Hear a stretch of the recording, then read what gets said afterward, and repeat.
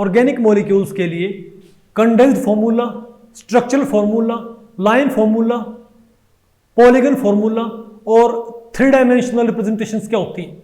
नमस्ते, मेरा नाम अदीप दलाल है और इस लेक्चर में हम इन्हीं प्रश्नों के उत्तर खोजने की कोशिश करेंगे।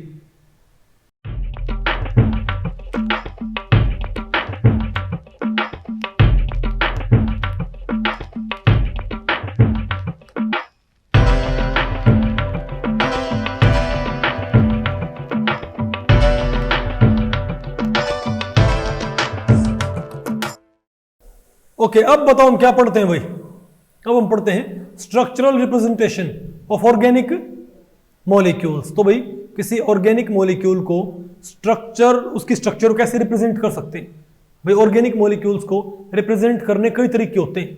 तो यहां पर हमने मेनली कौन से रखे हैं, एक तो क्या है कंप्लीट स्ट्रक्चरल फॉर्मूला, एक क्या होता है कंडेंस्ड स्ट्रक्चरल फॉर्मूला, एक क्या होता है बॉन्ड लाइन स्ट्रक्चरल फॉर्मूला, एक क्या होता है पॉलीगन फॉर्मूला और एक क्या होता है 3 डायमेंशनल रिप्रेजेंटेशन।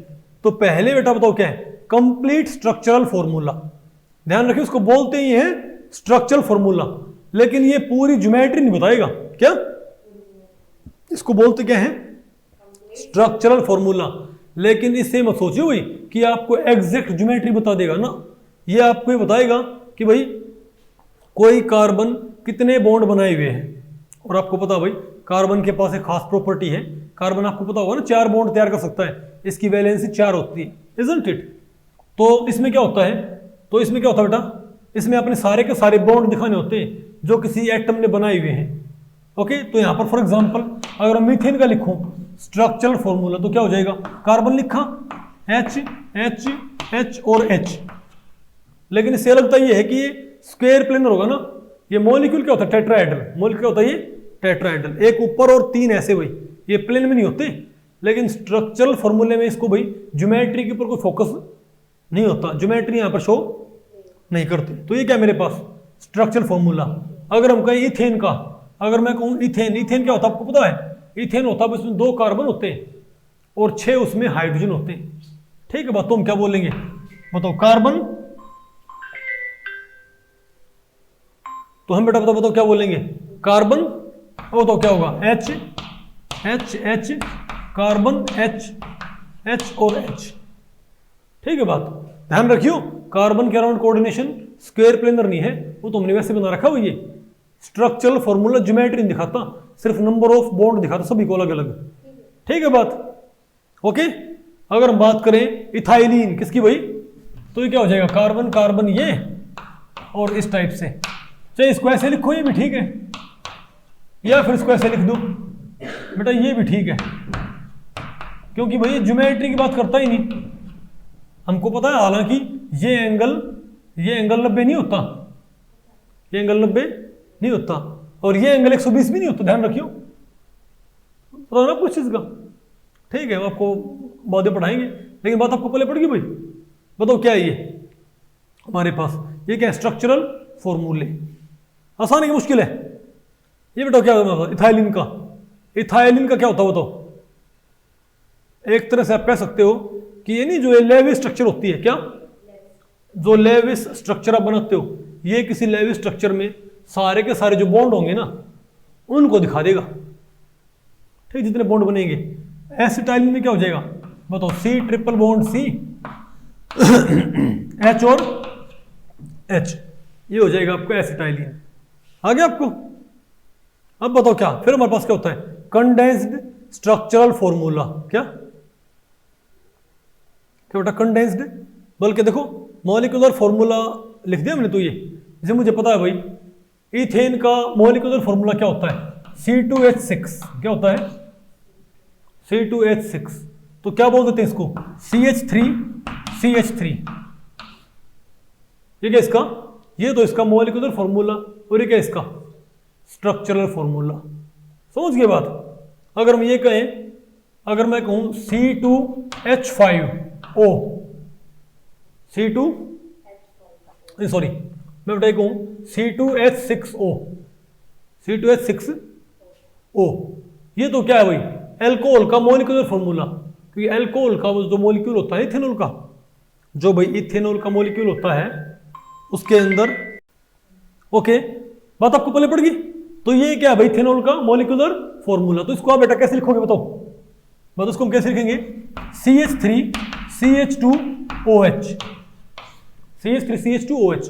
तो मैंने इसको तोड़ तोड़ के लिख दिया कि एक कार्बन से 3 हाइड्रोजन जुड़े हुए हैं, अगले कार्बन से 2 हाइड्रोजन, इस कार्बन से 3 हाइड्रोजन और एक कार्बन, और इससे 2 हाइड्रोजन और एक carbon side to side oxygen, और ये OH। तो इसको हम क्या बोलते हैं, कंडेंस्ड फॉर्मूला। क्या बोलते हैं इसको, कंडेंस्ड फॉर्मूला। नहीं है बेटा आपको। फॉर एग्जांपल अगर आपके पास ये हो तो बताओ C3 क्या H6O, तो ये बेटा ये क्या है, ये भाई मॉलिक्यूल, ये देखो बताओ, ये हमारा है, इसको हम बोलेंगे मॉलिक्यूलर, सॉरी ये हमारा हम मॉलिक्यूलर फॉर्मूला। अब इसका कंडेंस्ड फॉर्मूला पता क्या होगा, कंडेंस्ड स्ट्रक्चर फॉर्मूला। ये हो जाएगा CH3 C double bond O CH3 CH3CO CH3। और इसका बताओ, इसका कंप्लीट स्ट्रक्चर फॉर्मूला क्या हो जाएगा, इनको भी ऐसे लिख दो। नहीं है आपको, अरे बोलो भाई, आ गया आपको। तो एक बेटा इसको ऐसे रिप्रेजेंट करते हैं, आ गया। ओके, अब बताओ क्या होता है बॉन्ड लाइन फॉर्मूला, क्या होता है बॉन्ड लाइन फॉर्मूला। अब बॉन्ड लाइन फॉर्मूला क्या होता है, इससे भी आप भाई ऑर्गेनिक कंपाउंड्स को डिपिक्ट कर सकते हो। आपको ऐसे कैसे, बॉन्ड लाइन फॉर्मूला के जरिए आप कंपाउंड्स को ऐसे दिखाओगे, ठीक है। कि आपने क्या करना पड़ेगा, कि आपने ये करना पड़ेगा भाई, मान लिया मेरे पास बेटा ये है, तो इसमें क्या होता है, ये है ये चीज, इसका मतलब पता क्या है कि इसको बोलते हैं लाइन फॉर्मूला। तो लाइन फॉर्मूला में क्या होता है भाई, जो कॉर्नर होता है ना, इस कॉर्नर पे 2 हाइड्रोजन भी हैं, हर कॉर्नर पे कार्बन है, क्या है बेटा, कॉर्नर पे एक कार्बन है, लेकिन इस कार्बन के साथ क्या है, 3 हाइड्रोजन क्या है अटैच्ड। तो जो टर्मिनल कार्बन होगा ना, उसके साथ तो क्या है, 3 क्या है हाइड्रोजन। वास्तव में क्या है पता है, ये CH3 CH2 CH2 CH2। तो देखो हर एक जो बॉन्ड होगा ना, वो एक वैलेंसी शो करेगा। तो इस कार्बन ने 2 बॉन्ड तो बनाए रखे हैं, तो इस कार्बन के पास बताओ कितने क्या रहेंगे, तो भाई इस कार्बन के पास कितने तो क्या रहेंगे, 2, इसके पास तो क्या बच गए, हाइड्रोजन्स, इजंट इट, ठीक है। और इसके पास तो क्या बच गए, 2 हाइड्रोजन। तो CH3 CH2 CH2 CH2 CH2 CH3, ठीक है बात। और अगर यहां पर ये कर दें तो इसके साथ क्या है, सिर्फ एक हाइड्रोजन भाई, आ गया आपको। तो बेटा अब बताइयो, और अब बताओ क्या है, अब यहां पर एक भी हाइड्रोजन नहीं है, यहां पर क्या मिथाइल, इसको बताओ क्या बोलते हैं, लाइन फॉर्मूला, आ गया आपको। जैसे बताओ बेटा 2 ब्रोमो ब्यूटेन, क्या, जैसे अगर मैं कहूं ब्यूटेन, तो बताओ पहले ब्यूटेन का फॉर्मूला क्या होगा, 4 कार्बन होते हैं ना, तो क्या करोगे, 1 2 3 4, बेटा 1 2 3 4 कार्बन हो गए ना, और यहां पर आप क्या जोड़ दो, Br, बताओ। तो ये तो क्या है CH3, तो वास्तव में क्या है CH3, ये क्या है CHBr CH2 CH3, आ गया आपको ये। तो इस तरीके से भैया आप ये भी कर सकते हो। अब बताओ क्या हमारे पास भाई, पॉलीगन फॉर्मूला। ध्यान रखिए जो फॉर्मूले हैं भाई, ये एक्चुअल मॉलिक्यूल की ज्योमेट्री शो नहीं करते। आमतौर बच्चे क्या मानते हैं कि मॉलिक्यूल ऐसा नजर आता होगा, भाई मॉलिक्यूल ऐसा नजर नहीं आता, ये मॉलिक्यूल की एक्चुअल ज्योमेट्री के ऊपर कमेंट नहीं करते होते, ठीक है। तो इसमें पहला हमारे क्या है, जैसे मेरे पास ये हो बेटा CH2 और CH2, मेरे पास ये कंपाउंड हो, तो इसको आप सिंपली क्या बोल दो भैया, ऐसे, ठीक है। तो इसको बोलते हैं पॉलीगन फॉर्मूला। इससे क्या होता है, इससे हम नहीं जो साइक्लिक ऑर्गेनिक कंपाउंड होते हैं उनको शो करते हैं भाई, ठीक है। ये क्या हमारे पास साइक्लोप्रोपेन, ये बताओ क्या साइक्लोब्यूटेन। ध्यान रखियो ये प्लेनर नहीं होता, आपको बता, ये भी प्लेनर नहीं होता। और ये बताओ मेरे पास क्या है, साइक्लोपेंटेन, ये क्या है, यहां पर कार्बन है भाई, तो इसका फॉर्मूला क्या है, एक कार्बन हर एक पे, तो क्या है C5, और इस पे क्या है 2 हाइड्रोजन 2 हाइड्रोजन 2 हाइड्रोजन 2 हाइड्रोजन, तो C5H10 बेटा, ये C5H10। तो पॉलीगन फॉर्मूला में क्या होता है, हर एक कार्बन के ऊपर तो क्या होंगे अगर कोई कॉर्नर 2 बॉन्ड बनाए हुए तो उसके ऊपर 2 हाइड्रोजन है। अगर किसी कॉर्नर से 3 बॉन्ड निकले हुए हैं, इसका मतलब यहां पर क्या बताओ, 1 हाइड्रोजन है।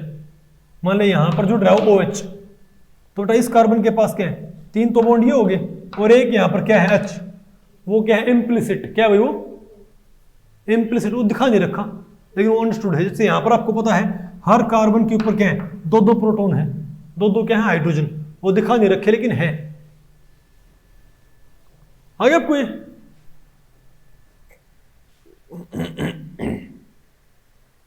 अब बताओ भाई, एक हमारे पास क्या होता है 3 dimensional representation of organic molecule. सब हम देखते हैं भाई कि अगर किसी मॉलिक्यूल की आपको 3 डायमेंशनल रिप्रेजेंटेशन दिखानी हो तब बताओ हम क्या करेंगे भाई, किसके लिए बताओ, बेटा किसके लिए है, 3 डायमेंशनल रिप्रेजेंटेशन के लिए। ठीक है, कोई बात नहीं, ना पेन है क्या, कितने पेन है, रुको देखो इसमें क्या होता है। फॉर एग्जाम्पल अगर मैं ये कहूं, बताओ मैं कहूं भाई CH4, क्या, तो CH4 का ये तो क्या भाई मॉलिक्यूलर फॉर्मूला, और इसका भाई हम ऐसे क्या बनाते हैं, इसका बताओ ऐसे हम क्या बनाते हैं भाई स्ट्रक्चरल फॉर्मूला, ओके, और इसका बताओ भाई ऐसे हम क्या बनाते हैं, बताओ ऐसे हम क्या बनाएंगे इसका स्ट्रक्चरल फॉर्मूला।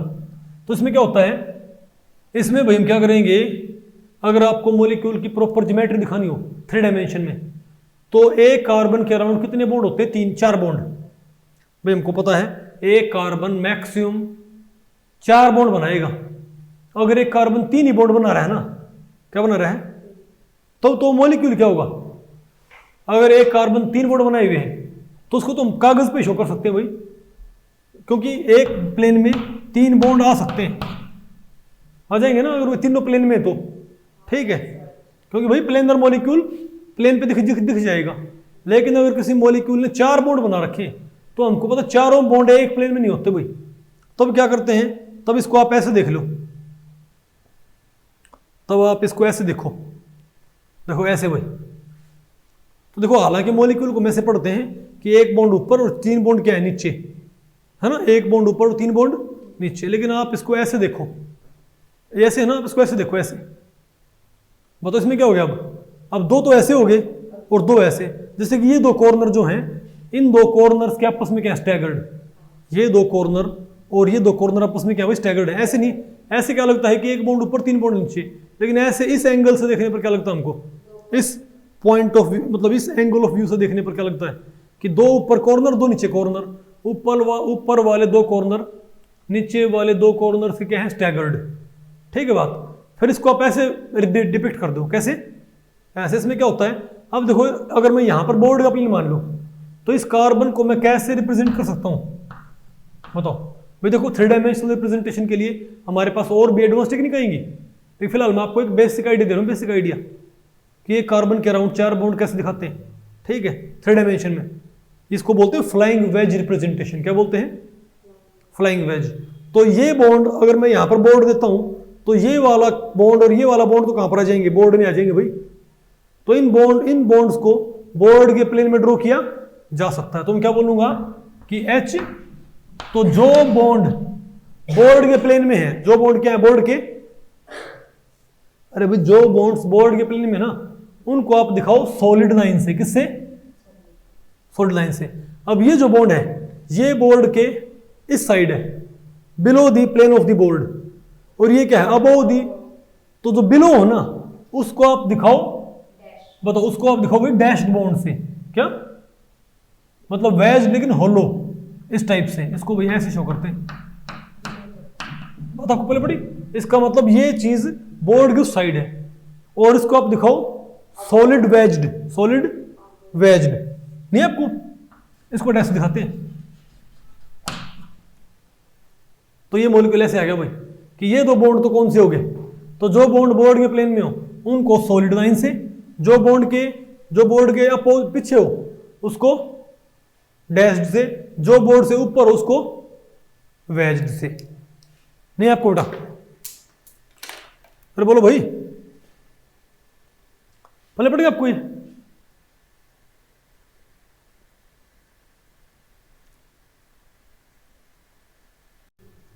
तो भाई इस लेक्चर में इतना ही। अगर इस लेक्चर के बारे में आपके कुछ प्रश्न या सुझाव हैं तो आप मुझे नीचे कमेंट सेक्शन में पूछ सकते हैं, मैं उनके उत्तर देने की पूरी कोशिश करूंगा। तो ठीक है, मिलते हैं अगले लेक्चर में, तब तक के लिए नमस्ते।